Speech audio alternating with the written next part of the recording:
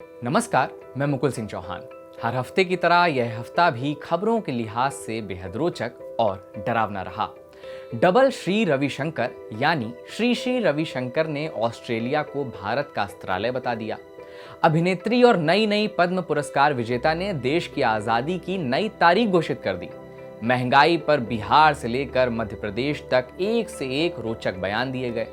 दिल्ली में यमुना पर बरसा पानी, यूपी में राम नाम की एक बार फिर मची लूट और यूपी के ही कासगंज में पुलिस पर कहानीकार होने का लगा आरोप। देश में इस हफ्ते कितना कुछ हुआ और कितना कुछ हो रहा है, इस कार्यक्रम में हम आपको बताएंगे कि देश के असल हालात क्या हैं। तो मित्रों, सबसे शुरू करते हैं और आपके ज्ञान में थोड़ा वर्धन करते हुए ज्ञानवर्धन करते हैं। इनको तो आप जानते ही होंगे, ये हैं आध्यात्मिक गुरु रविशंकर जी, माफ करिएगा श्री श्री रविशंकर जी। अब डबल श्री रविशंकर जी आध्यात्मिक सेशन ले रहे थे।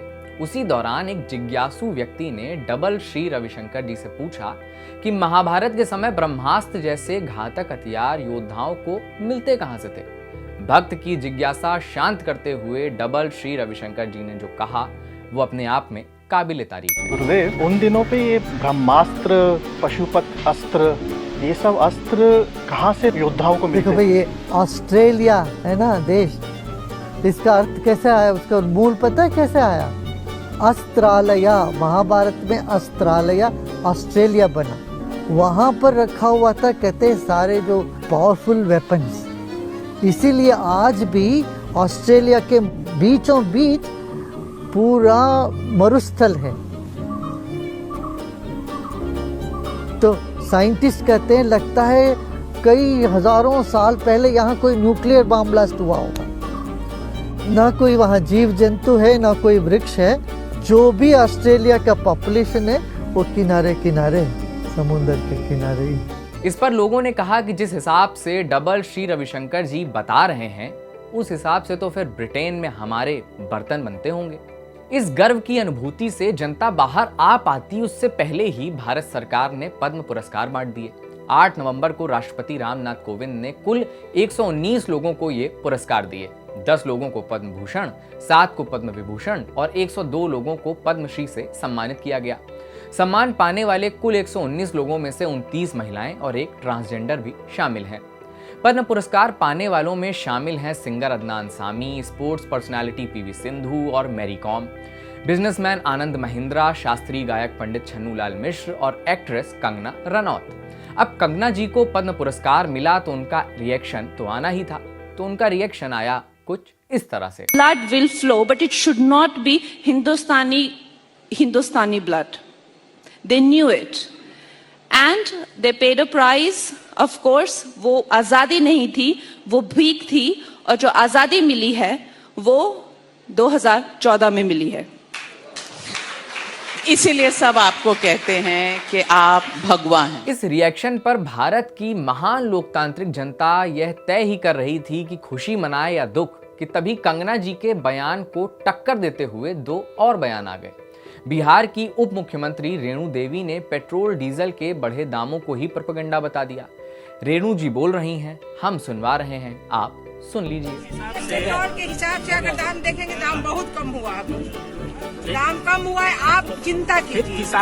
आप डीजल पेट्रोल की बात करते हैं। मैं सब किसान भाइयों से और जनता से अपील करती हूँ कि आज खरबों का जो इंजेक्शन अपने जनता को बचाने के लिए अगर सरकार करती है, तो इतना हम सभी का दायित्व तो बनता है कि हमें इस बात को महसूस करके आगे बढ़ना चाहिए कि हम जब स्वस्थ रहेंगे तो निश्चित रूप से पैसा कमाते रहेंगे। ये कोई अगर प्रोपेगेंडा करता है कि ये बढ़ गया है, ये गलत बात। आज खरबों का जो इंजेक्शन भारत सरकार ने 100 करोड़ों लोगों को जो कोरोना का इंजेक्शन लगा है, इसके लिए मैं भारत सरकार को बधाई देती हूँ, बिहार सरकार को बधाई देती हूँ कि हम लोगों ने वो काम पूरा किया, अपने बच्चों को सुरक्षित किया और आने वाले छोटे बच्चों को सुरक्षित करेंगे। अभी 10 रुपया कम हुआ है डीजल में, निश्चित रूप से कम होगा, लेकिन इसकी भी चिंता करने की हमें आवश्यकता है। बहुत बहुत धन्यवाद।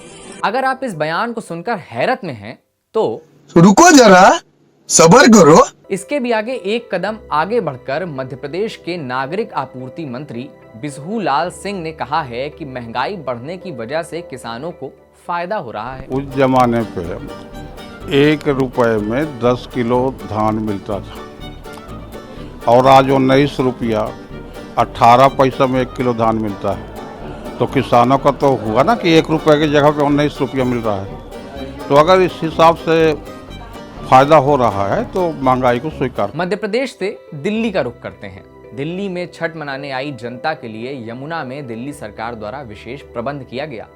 प्रबंध बर्फनुमा झाग का, मगर जब इस प्रबंध की चौतरफा निंदा होने लगी तब केजरीवाल सरकार द्वारा कुछ यूं किया गया कि झाग पर पानी डालकर उसे खत्म करवाने की कोशिश की गई।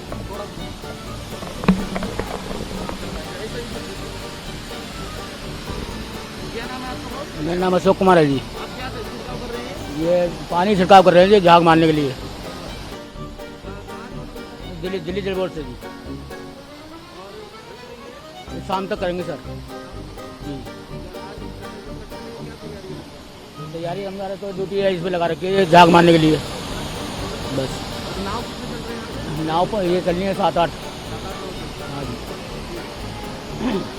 अब केजरीवाल सरकार की इस क्रिया पर सबसे पहले किसकी प्रतिक्रिया आई होगी? जरा गेस करिए। अरे करिए। बिल्कुल सही। इस क्रिया पर प्रतिक्रिया देते हुए कुमार विश्वास ने लिखा, झील पर पानी बरसता है हमारे देश में, जिंदगी का हाल खस्ता है हमारे देश में, दूध महंगा खून सस्ता है हमारे देश में, अब वजीरों अफसरों या पागलों को छोड़कर और खुलकर कौन हंसता है हमारे देश में। इधर दिल्ली में झील पर पानी बरस रहा था और उधर यूपी में चुनाव की तैयारी चल रही थी।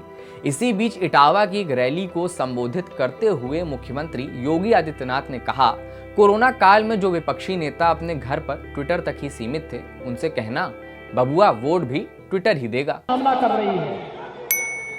आप याद करिए, कोरोना के दौरान भी मैं आपके जिले में 2 बार आया था व्यवस्था देखने के लिए। हमारे दोनों विधायक, हमारे माननीय सांसद पूरी मेहनत से जिला प्रशासन के साथ, हेल्थ वर्कर्स के साथ, कोरोना वॉरियर के साथ मिलकर के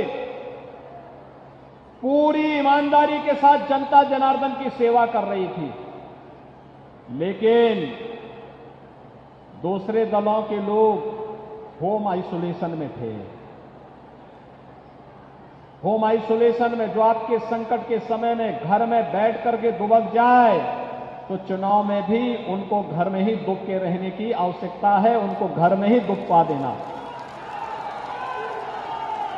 जो आपके संकट में नहीं खड़ा हो सकते हैं, आपके दुख में सहभागी नहीं हो सकते, उनको वक्त आने पर उसी प्रकार से जवाब दे जाने की आवश्यकता है जैसे वे लोग आपके संकट के समय में घर तक सीमित थे, ट्विटर तक सीमित थे। उनसे कहना कि बबुआ ये ट्विटर ही वोट भी दे देगा। लेकिन बहुत सारे लोगों ने अपने प्रियजनों को खोया। फिर इसके बाद बारी आती है यूपी में बीजेपी के सहयोगी दल निषाद पार्टी के अध्यक्ष संजय निषाद की।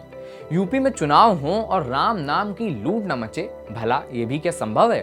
संजय जी कहते हैं, भगवान राम दशरथ के पुत्र नहीं बल्कि श्रृंगी ऋषि निषाद के पुत्र हैं, क्योंकि खीर खाने से बच्चा नहीं होता, खीर तो सिर्फ बहाना थी।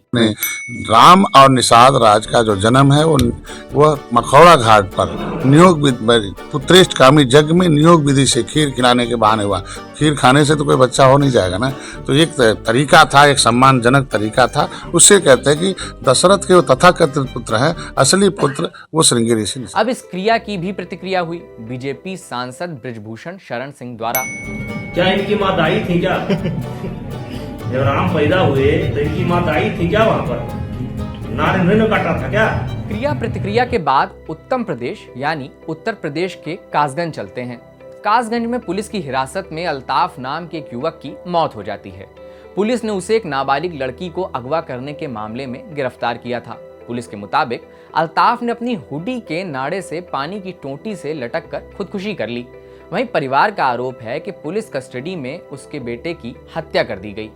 अब यहाँ यह देखना जरूरी हो जाता है कि आखिर कौन सी मजबूत टोंटी और नाड़ा था जिससे लटक कर खुदकुशी की जा सकती है। मगर कलयुग में सब संभव है। बस इतने तक ही यह मामला नहीं रुका। इसके बाद एक पत्र आता है और पत्र में अल्ताफ के पिता की ओर से यह बयान दर्ज दिखाया जाता है कि उन्हें पुलिस से कोई शिकायत ही नहीं है, बल्कि पुलिस तो उनके बेटे को अस्पताल भी ले गई। उनका बेटा ही डिप्रेशन का शिकार था और उसने खुदकुशी कर ली। किसी महान दार्शनिक ने नाम न बताने की शर्त पर इस बार कहा है कि कलयुग में अच्छे कहानीकारों की जरूरत हर जगह होती है, अन्यथा की दशा में ऐसी वैसी कहानियां फजीहत करवाने के अलावा और कुछ खास नहीं करती।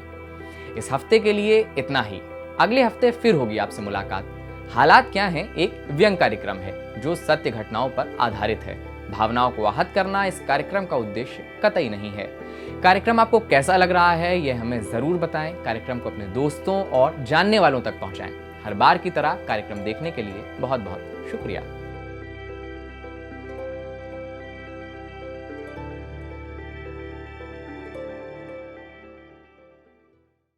द वायर के और वीडियोस देखने के लिए सब्सक्राइब करें और बेल आइकन पर क्लिक करें। स्वतंत्र पत्रकारिता की आर्थिक मदद करने के लिए डिस्क्रिप्शन में दिए गए लिंक पर जाएं और अपनी राशि चुनें।